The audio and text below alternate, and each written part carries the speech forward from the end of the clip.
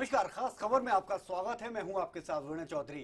एक बार फिर से प्रदेश में बसों का चक्का जाम हो गया है। एक तरफ रोडवेज बस चालकों ने चक्का जाम किया है, दूसरी तरफ निजी बस चालकों ने भी रोड का चक्का जाम कर दिया है। लेकिन इन सब के बीच में पिसना पड़ रहा है जनता को।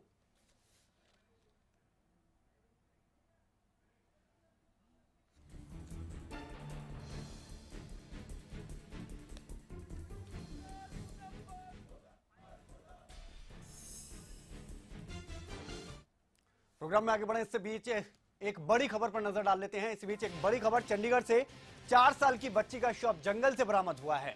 बड़ी खबर चंडीगढ़ से, और आपको बता दें कि नग्न हालत में ये बच्ची मिली है जंगल से, 4 साल की बच्ची का शव। और परिजनों की अगर बात करें तो परिजनों ने शव लेने से इनकार कर दिया है। तो बड़ी खबर इस वक्त की चंडीगढ़ से, जहां पर कि 4 साल की बच्ची का शव चंडीगढ़ में आपको बता दें जंगलों में मिला है। मौके पर भारी पुलिस बल तैनात है। परिजनों की तरफ से हंगामा किया जा रहा है। परिजनों का सीधी तौर पर मना कर दिया गया है कि वो शव नहीं लेंगे। बड़ी खबर इस वक्त की चंडीगढ़ से, 4 साल की बच्ची का शव मिला है और परिजनों ने रोड पर जाम लगा दिया है, हंगामा कर रहे हैं, शव को लेने से इनकार कर दिया है। मौके पर भारी पुलिस बल तैनात। बड़ी खबर चंडीगढ़ से, 4 साल की बच्ची का शव मिला है जंगलों से। और जैसे ही यह खबर परिजनों को लगी, परिजनों ने जमकर हंगामा काटा है, रोड जाम कर दिया है और शव को लेने से इनकार कर दिया है। मौके पर भारी पुलिस बल तैनात है और प्रदर्शनकारियों को शांत करने की कोशिश की जा रही है। तो चंडीगढ़ से इस वक्त की बड़ी खबर, 4 साल की बच्ची का शव जंगलों से मिला है। परिजनों ने शव को लेने से इनकार कर दिया है और रोड जाम कर दिया है।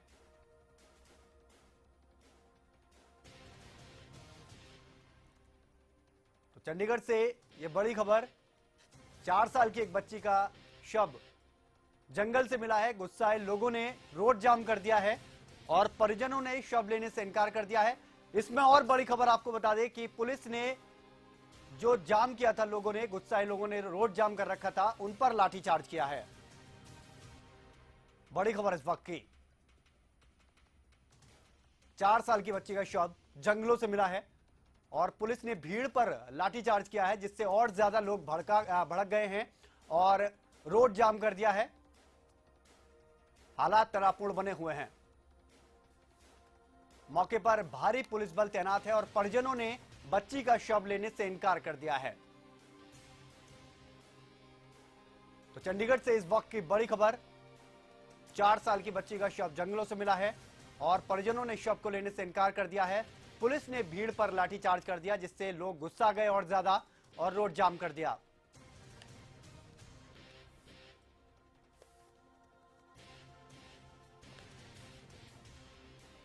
तो हालात बेहद तनावपूर्ण बने हुए हैं। जैसे ही खबर परिजनों को लगी कि बच्ची का शव जंगल से मिला है, उन्होंने शव लेने से इनकार कर दिया। और इस बीच एक और बड़ी खबर पर नजर डालते हैं। दिल्ली से बड़ी खबर, जहां पर कि प्रदेश में मंत्रिमंडल का विस्तार जल्द हो सकता है, इस तरह की खबरें निकलकर सामने आ रही हैं। विधायकों ने तेज कर दिया लॉबिंग और आज आपको बता दें कि कई विधायकों ने दिल्ली में ही डेरा जमा दिया है। बीजेपी आलाकमान की अगर बात करें तो वो संघ भरोसे और विधायक भी हैं। तो मंत्रिमंडल के विस्तार की जो खबरें आ रही थी, अब उसको और ज्यादा हवा मिल गई है। जल्द ही मंत्रिमंडल में विस्तार हो सकता है। विधायकों ने भी लॉबिंग तेज कर दी है और कई ऐसे विधायक हैं जो कि दिल्ली में डेरा जमाकर बैठ गए हैं। और इन सब में सबसे बड़ी बात कि संघ भरोसे है, क्योंकि आज ही आपको बता दें कि सीएम खट्टर ने मुलाकात की थी संघ के नेताओं से भी, जिसके बाद इन खबरों को और ज्यादा हवा मिल गई है। अनिल मोर हमारे साथ जुड़ गए, हमारे संवाददाता। अनिल, कौन कौन से ऐसे विधायक हैं जो कि डेरा जमा कर बैठ गए हैं? बिल्कुल, देखिए कई ऐसे विधायक है, करीब 1 दर्जन के करीब ऐसे विधायक है जो कल से ही दिल्ली में आ चुके और लगातार जो बीजेपी के बड़े नेता है, जो संघ के बड़े नेता, उनसे लगातार मिल रहे हैं। अगर मैं आपको बता दूं, जो संभावित चेहरे या जो मंत्रिमंडल में जगह बना सकते हैं, वही चेहरे यहाँ पर पहुंचे हुए हैं। अगर मैं बात करूं, असम से जो विधायक है बख्शीश सिंह, जो अगर बाजड़ा की बात करूँ, बाजड़ा से विधायक है सुखविंदर श्योरान, भिवानी से विधायक है घनश्याम सराफ, हाँ। इसके अलावा कई ऐसे विधायक है वो भी यहाँ पर हाँ। दिल्ली के हरियाणा भवन में आप पहुंच चुके और लगातार बड़े नेताओं से मिल रहे हैं। इसके अलावा जो हाँ। रोहतक से मनीष ग्रोवर वो भी कल यहीं थे, जो कुरुक्षेत्र से विधायक है सुभाष बराला हाँ। वो भी लगातार यहाँ पर है, जो अटेली से विधायक है जी। संतोष यादव वो भी यहाँ पर दिल्ली में आ चुके हैं। और लगातार जो बीजेपी के आला कमान है, जो बीजेपी के बड़े नेता है, जो संघ के बड़े नेता है, हाँ। क्योंकि बीजेपी विधायकों को अच्छी तरह पता है जब हाँ। तक संघ की सिफारिश नहीं होगी, जब तक संघ की तरफ से हाँ नहीं की जाएगी, तब तक मंत्रिमंडल में जगह नहीं मिल सकती, क्योंकि हाँ। इतना लगभग तय हो चुका है कि मनोहर लाल खट्टर की तरफ से, मनोहर लाल खट्टर सरकार की तरफ से पहला मंत्रिमंडल विस्तार किया जाना लगभग तय हो चुका है। जल्दी ही विस्तार किया जाएगा। हाँ। और इस मंत्रिमंडल विस्तार में 3 नए मंत्रियों को जगह दी जाएगी और 5-6 CPS बनाए जाएंगे। जी, एक चीज और यहाँ पर मैं जानना चाह रहा था अनिल कि अब जिस तरह से संघ से आज बातचीत हुई है, तो माने कि संघ के ही इशारों पर ये मंत्रिमंडल का विस्तार होगा? बिल्कुल, देखिए जो भी चेहरा मंत्रिमंडल में जगह बनाया गया, चाहे उसको मंत्री पद में जगह मिले, उसको CPS बनाया जाए, इसमें संघ की काफी इंपॉर्टेंस रहेगी, क्योंकि जिस नाम की सिफारिश संघ से की जाएगी या मुख्यमंत्री के नाम से जो नाम तय किया जाएगा, उसकी अप्रूवल आखिरकार बीजेपी आलाकमान और संघ की तरफ से ली जाएगी। हालांकि इतना तय हो चुका है कि मंत्रिमंडल विस्तार किया जाना है। अगर बात करूं सूत्रों के हवाले से, ये भी खबर आ रही है कि आज शाम को फिलहाल मुख्यमंत्री गुड़गांव में बिजी है, शाम को मुख्यमंत्री हरियाणा भवन आएंगे और शाम को RSS के नेताओं से, जो हरियाणा बीजेपी के प्रभारी अनिल जैन से, उनसे भी मुख्यमंत्री की मुलाकात होगी। और मुलाकात का सीधा सीधा मकसद फिलहाल यही माना जा रहा है, क्योंकि बीजेपी के काफी विधायक लगातार दिल्ली में आ रहे हैं, जो अपने उनके आला कमान नेता है, जो बड़े नेता है, जो संघ के नेता है, लगातार उनसे संपर्क बनाए हुए और उम्मीद यही की जा रही है। एक चीज और मैं जानना चाहता हूँ यहाँ पर, जो विधायक है जो वहां पर डेरा जमाए बैठे हैं, उनको देखकर आपको लग रहा है, क्योंकि पहले से ही खबर आ रही थी कि बीजेपी का मंत्रिमंडल अब का जब विस्तार होगा सभी जातियों को ध्यान में रखकर करेंगे वो, और पूरा यहाँ पर ध्यान रखेंगे कि किस तरह से करना है आगे का विस्तार, तो इन विधायकों को देखकर आपको क्या लग रहा है कि क्या उस मेंटलिटी के साथ आगे बढ़ रही है बीजेपी?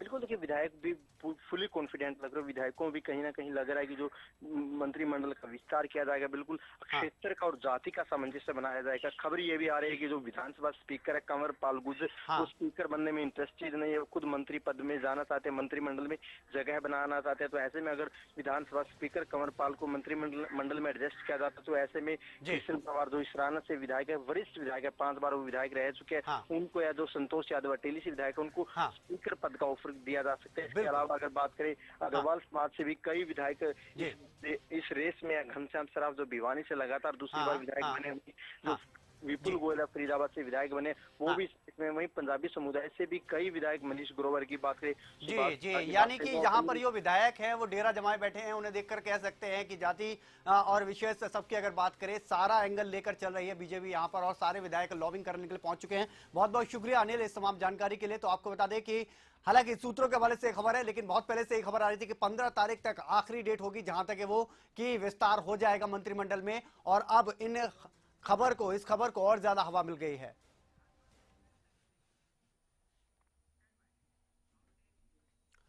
और अब बात खास खबर की, आज रोडवेज का चक्का जाम है। कुछ दिनों पहले रोडवेज और निजी बस की अगर बात करें तो निजी बस चालकों में आपस में हमने देखा था कि किस तरह से विवाद बढ़ गया था। उसके बाद आज हमने देखा कि प्रदेश में कई इलाकों में चक्का जाम हो गया, लेकिन इन सब के बीच में पिस रहे हैं आम लोग। आखिर इस हालात के लिए कौन जिम्मेदार है, जरा देखने की कोशिश करते हैं। कहते हैं राजनीति का खेल अजब निराला होता है। इस खेल में सियासतदानों के अजब गजब सियासी रंग देखने को मिलते हैं। जो नेता विपक्ष में रहकर शोला नजर आता है, वही नेता सत्ता का स्वाद चखने के बाद पल में माशा भी बन जाता है। रोडवेज कर्मचारियों के मामले पर भी परिवहन मंत्री रामविलास शर्मा का कुछ अजब गजब राजनीतिक रंग नजर आ रहा है। हरियाणा में एक बार फिर निजीकरण की निजी लड़ाई ने प्रदेश की रफ्तार पर रोक लगा दी है। हरियाणा रोडवेज कर्मचारी और निजी बस संचालक एक बार फिर आमने सामने हैं, जिसका खामियाजा हर बार की तरह आम जनता को भुगतना पड़ रहा है। निजी बसों और रोडवेज बसों के टाइम टेबल में सामंजस्य न बिठाने से नाराज यमुनानगर, कैथल और गोहाना में रोडवेज कर्मचारियों ने चक्का जाम कर दिया। गोहाना में तो रोडवेज कर्मचारियों ने बस डिपो को ही ताला जड़ दिया। रोडवेज कर्मचारियों का आरोप है कि निजी बस चालक नियमों की अनदेखी कर रहे हैं, जिसका खामियाजा रोडवेज को उठाना पड़ रहा है। वहीं रोडवेज कर्मचारी प्रदेश सरकार से भी खफा है। कर्मचारियों ने सरकार पर आरोप लगाया था कि परिवहन मंत्री कहते हैं कि रोडवेज का निजीकरण नहीं होगा, लेकिन परिवहन आयुक्त को चलाने के लिए परमिट जारी करने के लिए पत्र जारी करते हैं। प्रदेश में कर्मचारियों के हितों की अनदेखी की जा रही है, जिसे किसी भी कीमत पर सहन नहीं किया जाएगा। प्रदेश सरकार 900 निजी परमिटों के स्थान पर रोडवेज के बेड़े में 8000 नई बसें शामिल करे। एक बस से करीब 5 लोगों को रोजगार मिलता है, इससे बेरोजगारी भी कम होगी। अब आपको बताते हैं कि रोडवेज कर्मचारियों की मुख्य मांगे क्या हैं। प्रदेश सरकार निजीकरण को बढ़ावा न दे। 900 निजी परमिटों की जगह रोडवेज के बेड़े में 8000 नई बसें शामिल की जाए। एक बस से करीब 5 लोगों को मिलेगा रोजगार। गौरतलब है कि रोडवेज कर्मचारी लंबे अरसे से निजी बसों को परमिट दिए जाने का विरोध कर रहे हैं और चुनाव दौरान बीजेपी ने भी दबे लफ्जों में उनके विरोध का समर्थन किया था। बड़ी बात यह है कि मुलाकातों के दौर में आज भी रोडवेज कर्मचारियों की मांगों का समर्थन किया जा रहा है, लेकिन बावजूद इसके मसले का कोई हल नजर नहीं आ रहा, जिसका खामियाजा हर बार की तरह आम जनता को भुगतना पड़ रहा है। Bureau report, Haryana news.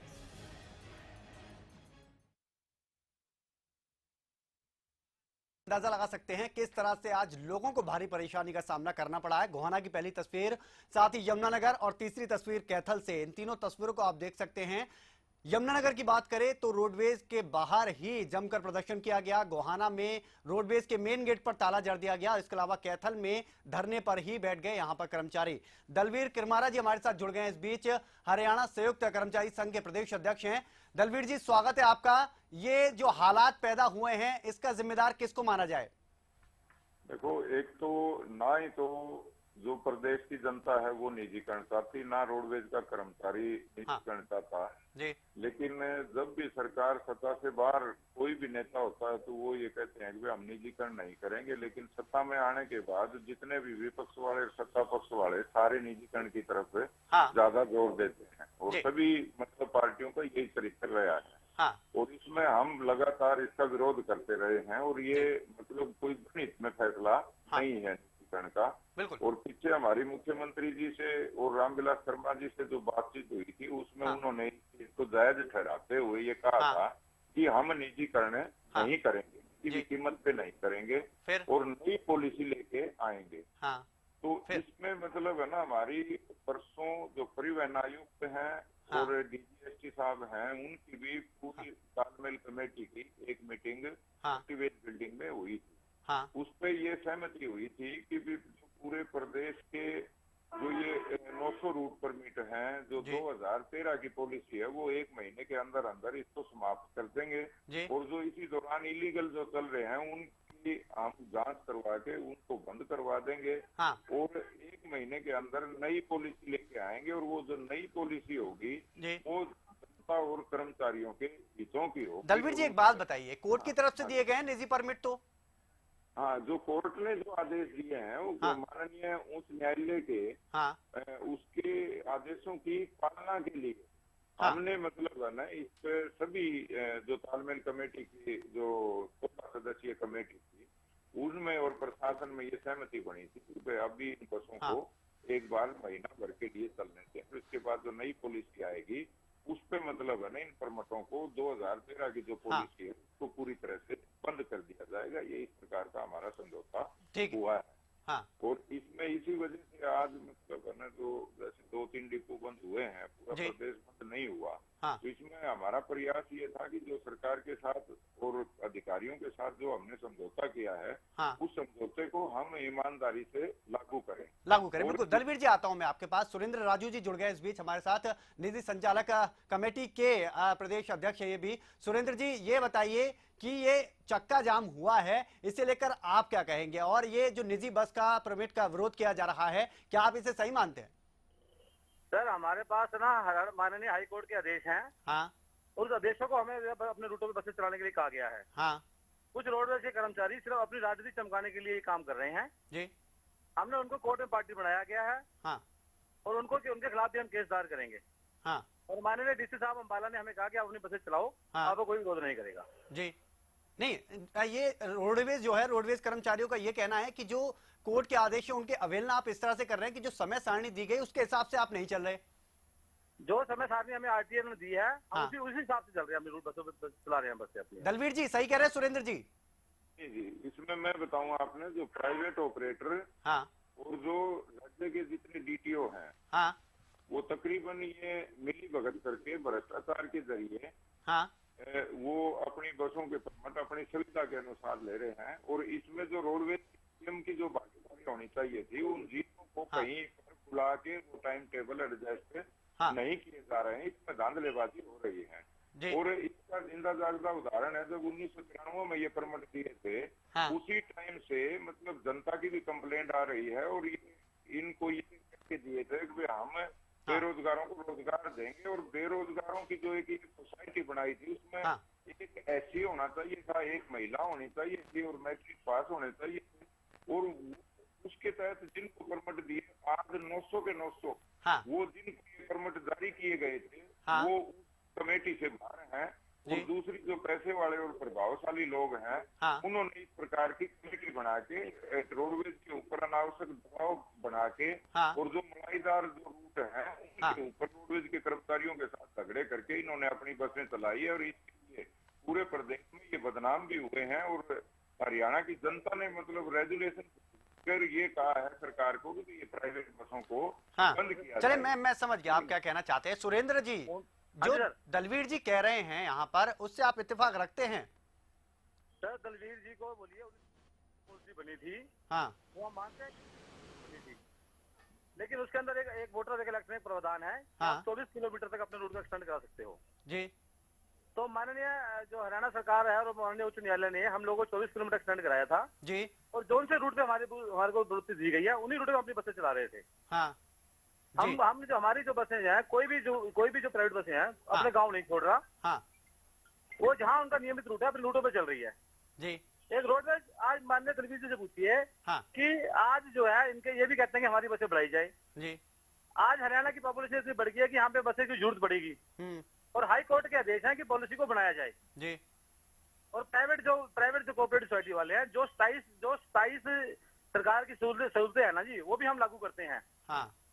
Surendra जी, एक बात बताइए, ये तो आप भी कह रहे हैं कि आप आदेशों के पूरी तरह से आदेशों का पालन कर रहे हैं, दलवीर जी कह रहे हैं अवहेलना कर रहे हैं। ये दोनों चीजों पर आप अपनी टिके हैं, लेकिन ये बताइए कि हाल ही में हमने देखा है कि इसके बावजूद भी निजी बस चालक और रोडवेज कर्मचारियों की बात करें या रोडवेज बस चालक की बात करें, बहुत ज्यादा खबरें ऐसी आई हैं कि आपस में भिड़ गए, मारपीट हो गई। कहीं ये वजह तो नहीं है ये इस तरह की फालतू ये चक्का जाम हो रहा है, इससे लोगों को परेशानी हो रही है? हम दलवीर जी को कहते हैं हमारे साथ खुले मंच पे कहीं भी आके हमारे से बहस कर लीजिए। हाँ। कि हम लोग क्या फैसिलिटी दे रहे हैं सरकार को और क्या हम पब्लिक को दे रहे हैं। हाँ।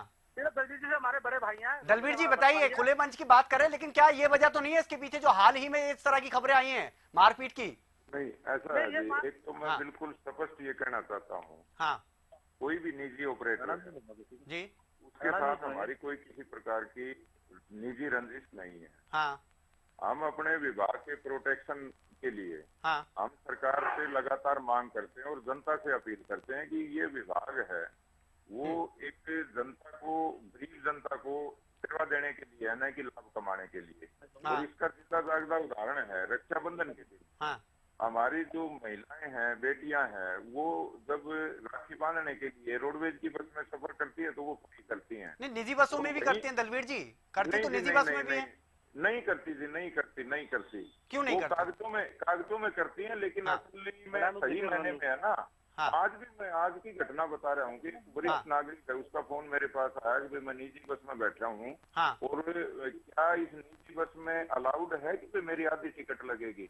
मैंने उनको जवाब दिया कि बिल्कुल आप आधी टिकट पे सफर कर सकते हैं, कानूनी तौर पर तो वो कर सकते हैं। हाँ। लेकिन एक्चुअल में वो जो प्राइवेट ऑपरेटर हैं इस प्रकार की यात्रियों के साथ बिल्कुल दुर्व्यवहार करके उनको वही नीचे उतार देते हैं या उनकी टिकट काटते हैं। और इसमें हमारा कहना भी यही है। चलिए, वो मैं समझ गया, वो चलिए आपके हिसाब से करती हैं। दलवीर जी, एक बात बताइए, आप कह रहे हैं कि सरकार से हम मांग कर रहे हैं, सरकार आपकी सुन नहीं रही है। पिछली लंबे समय से हम देख रहे हैं कि इसी तरह से रोड का चक्का जाम करते हैं आप। सरकार के नहीं मानने के बाद, आप लोगों की इस मनमानी के बाद, और चाहे वो निजी बस चालक हो, उनकी भी बात कर रहा हूं, ये चक्का जाम होता है, लोगों को परेशानी होती है, ये कब तक चलता रहेगा? नहीं, ये जो लोग हैं, लोग और हम कोई अलग नहीं है। हम हाँ। भी प्रदेश के नागरिक हैं और हम लोगों की भलाई के लिए ही हम ऐसा कर रहे हैं कि लोगों को सुविधा देना हमारी जिम्मेवारी है। वो अपनी जिम्मेवारी निभाने के लिए हम जनता को भी अपने साथ लेने का प्रयास हाँ। इसलिए कर रहे हैं कि आने दलवीर वाले जी, टाइम सुनता हूं, मैं आता हूं में आपके पास। योगेंद्र विधानी जी जुड़ गए हमारे साथ, बीजेपी प्रवक्ता हैं। योगेंद्र जी, स्वागत है आपका। रोडवेज का चक्का जाम हो रहा है और हो सकता है 30 तारीख को बहुत बड़ा चक्का जाम देखने को मिले। इस सबके पीछे लोग पिस जाते हैं, आम लोग। इसका जिम्मेदार किसको माने? योगेश जी सुन रहे हैं? योगेश जी, हाँ जी, स्वागत है आपका। मैं ये पूछ रहा हूं कि चक्का जाम होने की वजह से लोगों को बड़ी परेशानी हो जाती है। सरकार है कि सुनती नहीं है। रोडवेज की आवाज क्लियर नहीं आ रही है आपकी, दोबारा बताइए। योगेश जी, मैं ये कह रहा था, आज चक्का जाम किया गया है प्रदेश के कई हलकों में। उस चक्का जाम की वजह से लोगों को खासी परेशानी हो रही है। अगर रोडवेज की बात करें, रोडवेज की तरफ से ये कहा जाता है कि जो निजी बस परमिट है उनको रद्द किया जाए। इधर अगर निजी बस परमिटों की बात करें तो वो कोर्ट का हवाला देते हैं कि हमें कोर्ट की तरफ से कहा गया है। इन सबके बीच में जनता पिस रही है। अब इसका क्या समाधान निकाल रहे हैं आप? बात इनकी सही है, हम इस बात पे विचार कर रहे हैं। हाँ। बड़ी जल्दी ही दोनों को बिठाकर समझौता किया जाएगा। हाँ। इसमें विचार आज सवेरे भी बात हुई है इस विषय हाँ। पे, तो हम इनके सहानुभूति से इनके बात करेंगे, आराम से करेंगे। नहीं, यही चीज तो है। ये पिछले काफी लंबे समय से योगेश जी यही समस्या इसी तरह से बनी हुई है और इसी तरह का चक्का जाम हम देखते हुए आए हैं। आज फिर चक्का जाम हो गया और आने वाले समय में 30 तारीख को जहां तक खबर आ रही है फिर चक्का जाम की बात हो रही है। आश्वासन मिलता है लेकिन वो आश्वासन कब जाकर फैसले में तब्दील होगा ये नहीं समझ आता। नहीं, 30 तारीख से पहले हम ये करा लेंगे। 30 का जो पहले चक्का जाम हुआ था, हाँ। उसके बाद हम लोगों ने इनसे बात कर ली थी। हाँ। और निजी परमिट वालों के ऊपर एक बार क्योंकि हाँ। कोर्ट के बीच में वो डिसीजन आया इसलिए रुक गए। हाँ। और ये भी हम इनकी बात को हाँ। पूरी तरह सहानुभूति से इनसे बात करेंगे, चिंता ना कीजिए आप। और निजी बस चालक जो कह रहे हैं उनकी बात सही है अपनी जगह। देखेंगे, ये अब ये अंदर का विषय है, ये बताएंगे आपको थोड़े दिनों में। नहीं, इसमें बताने वाली बात क्या है? आपको अच्छी तरह से नॉलेज होगी कि आगे जाकर क्या कैसे करना है। कोर्ट की तरफ से कहा गया, उनको परमिट दिए गए हैं, वो अपना काम कर रहे हैं। इधर रोडवेज वाले कह रहे हैं कि हम मांग कर रहे हैं कि निजी बस का जो परमिट है वो रद्द किया जाए। इस बीच में आपकी तरफ से क्या कहा जा रहा है? प्रदेश सरकार निजी बस वालों के साथ इतना नहीं है जितना कि रोडवेज कर्मचारियों के साथ है। नहीं तो हम उनके रोडवेज साथ कर्मचारियों के सहानुभूति समझते हैं, हम उनके साथ हैं। हाँ। हम उनकी सुविधाओं के लिए पूरा ध्यान रखते हुए हाँ। आगे की कार्रवाई करेंगे, चिंता नहीं करेंगे। जी योगेश जी बने रहिए आप। सुरेंद्र राजू जी बने हुए हैं हमारे साथ। सुरेंद्र जी सुन रहे हैं आप? हाँ जी, सुन रहा हूँ जी, सुन रहा हूँ। यहाँ पर अभी योगेश जी हमारे साथ जुड़े हुए हैं, बीजेपी के नेता। उन्होंने कहा है कि हम निजी बस चालकों के साथ इतना साथ नहीं है जितना कि हम रोडवेज के साथ हैं। नहीं, ये सरकार को तो जो है हमारे हाई कोर्ट के ऑर्डर है। हाँ। और हम इनकी सरकार के साथ हैं। हाँ। इनको भी हमारी बात माननी चाहिए। हाँ। और जो ये रोडवेज वाले स्ट्राइक करते हैं, हाँ। मेरी माननीय ध्यानी साहब से अनुरोध है हाँ। कि इनपे एसमा लगा के इनके ऊपर कार्रवाई करें। जी भाई, आप लोग जब कोर्ट के ऑर्डर नहीं मानोगे, सरकार के ऑर्डर नहीं मानोगे, फिर हाँ। आपकी राजनीति किस बात की राजनीति? आप किस बात की यूनियन है आपकी? नहीं, सरकार की तरफ से तो ये कहा जा रहा है कि निजी परमिटों को अब ज्यादा बढ़ावा दिया ही नहीं जाएगा, निजीकरण को ज्यादा बढ़ावा देंगे ही नहीं। नहीं, जो चल रही है तो सन 1993 से बसें चल रही है हमारी। हाँ, वो बिल्कुल पता है। 1993 से चल रही है। हम इसको डे बाई डे जो है रिन्यू कराते हैं, 5 साल बाद कराई जा रही है। चलिए सुरेंद्र जी, आप शुक्रिया आपका। और योगेश जी भी हमारे साथ जुड़े रहे, इसके लिए शुक्रिया। दलवीर जी जुड़े हुए, एक सवाल ले लेते हैं उनसे। दलवीर जी, यहाँ पर क्या लगता है, एक बार फिर आश्वासन मिला है, क्या आम लोगों को क्यों पीसते हैं इसमें, क्यों उनको दिक्कत होती है? इसका समाधान बताइए कि आगे इस तरह की दिक्कत ना होगी या होगी। नहीं, इस प्रकार का देखो, आज जैसे कैथल में, यमुना नगर में, हाँ। और गोहाना में भी 3 जगह जो गोहाना में जो बंद है, हाँ। वो कोई मतलब माननीय उच्च न्यायालय ने जो आदेश दिए हैं उनकी पालना हमने पूरे प्रदेश में की है। हाँ। लेकिन यहाँ के जो हालात हैं वो अलग प्रकार के हैं। जी यहाँ मामला। चलिए दलवीर जी, एक ही शब्द में पूछना चाहूंगा कि क्या इस तरह की दिक्कतें आगे होंगी लोगों को? नहीं, हमारा तो प्रयास है ना तो पहले रहे अगर इस प्रकार की दिक्कत हो, और हमारा प्रयास होगा कि हम हाँ। जनता के लिए हैं, जनता के सेवक हैं। हाँ। और जनता को ज्यादा से ज्यादा सेवा करना हमारा कर्तव्य बनता है। और आज उसी के चलते आज जो हरियाणा प्रदेश में जो जितनी बसें चल रही है और रोडवेज के हाँ। बसों को है ना, लोग जनता चाहती है। और आपको पता है कि पिछले समय मिथिला शर्मा जी एक ट्रॉफी लेके आए थे। बिल्कुल वो चीजें हम समझ रहे हैं, सरकार की तरफ से आश्वासन दिया जा रहा है। शुक्रिया आपका दलवीर जी। उम्मीद यही करते हैं कि आम लोगों को परेशानी ना हो, यात्रियों को परेशानी ना हो, छात्र छात्राओं को परेशानी ना हो, क्योंकि आज खासी दिक्कतों का सामना करना पड़ा है। जबकि कुछ ही प्रदेश के हलकों से इस तरह के चक्के जाम की खबरें आई और चक्का जाम हुआ, लेकिन जब आगे जाकर आपने जिस तरह से बताया कि एक बड़ा चक्का जाम प्रदेश भर में देखने को मिलेगा, तब क्या हालात होंगे, इसके लिए सोचना होगा आपको भी, निजी बस चालकों को भी और सरकार को भी। फिलहाल खास खबर में इतना ही। आप बने रहिए हरियाणा न्यूज के साथ। नमस्कार।